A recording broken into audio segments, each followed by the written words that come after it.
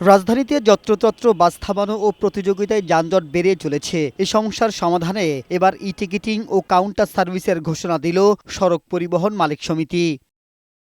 রোববার রাজধানীর মহানগর নাট্যমঞ্চে বাস মালিক ও শ্রমিকদের আলোচনা সভায় সড়ক পরিবহন মালিক সমিতির মহাসচিব সাইফুল আলম জানান, চলতি মাসেই কাউন্টার বাস সার্ভিস চালু করা হবে। পরিবহন শ্রমিক ও চালকদের বেতন দেওয়া হবে ট্রিপ ভিত্তিক। এই ব্যবস্থাপনায় যখন আপনি চলতে থাকবেন এবং আপনার টাকা কেউ কম দেবে, আমরা সকল শ্রমিক ভাইদেরকে নেতৃবৃন্দকে অনুরোধ করেছি আমাদের কোম্পানির সাথে আলোচনা করে প্রত্যেকটা রুটে বিদ্যমান যা যা বেতন আছে বা ন্যায্য বেতন হওয়া উচিত, যা হলে পরে চালকের চলে, তার নির্দিষ্টকরণ করা হয়েছে, বাকিটুকু করা হবে এই 1-2 দিনের মধ্যে।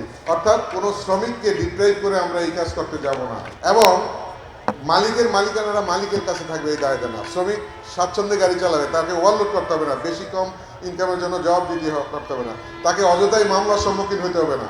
ডিএমপি কর্তৃপক্ষ চরর ভাই থাকা অবস্থায় উনি ঘোষণা দিয়েছেন যে এই কার্যক্রমটা যেদিন থেকে শুরু হবে 3 মাসের জন্য কোনো মামলাই করা হবে না। এ সময় পুলিশের অতিরিক্ত মহাপরিদর্শক সরোয়ার আলম জানান, গণপরিবহনের শৃঙ্খলা ফেরাতে কাউন্টার সার্ভিসের বিকল্প নেই।